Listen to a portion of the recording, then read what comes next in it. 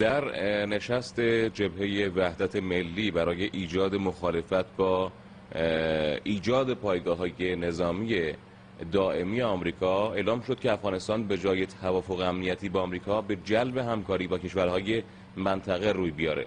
ارزیابی شما از نقش کشورهای منطقه در ثبات افغانستان چیه؟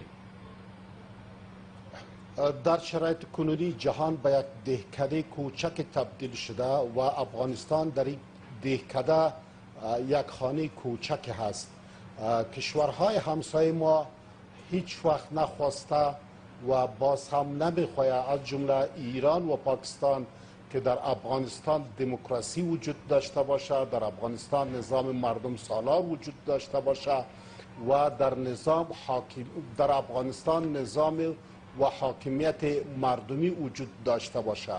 ایران و پاکستان علاقمندی داره که در افغانستان در شرایط کنونی جنگ بی‌ثباتی باشه و اینا در طول 10 سال گذشته و حتی 30 سال گذشته در امورات داخلی افغانستان مداخلات تخریبی داشته. روی این علت کشورهای همسایه ما از جمله ایران و پاکستان در تأمین صلح و ثبات در افغانستان نمیتواند سهم داشته باشد. البته آقای فضل الرحمن اوریا، این نظر شماست که دارید مطرح میکنید. البته درباره پاکستان درست میفرمایید، ولی درباره ایران با شما من موافق نیستم.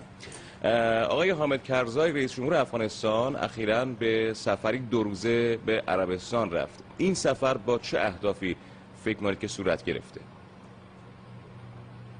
ما در مورد ایران نظر شما را محترم می شماریم، مگر ایران با هیچ کشور همسایه خود مناسبات دوستانه نداشته و نداره و ایران یگانه کشوری است در دنیا که در حالت انزوا و بحران عمیقی به سر میبرد و ایران در طول 10 سال گذشته. گفتگوی من بود با آقای فضل الرحمن اوریا، کارشناس مسائل سیاسی در کابل که به صورت زنده و مستقیم از شبکه خبر در حال پخشه.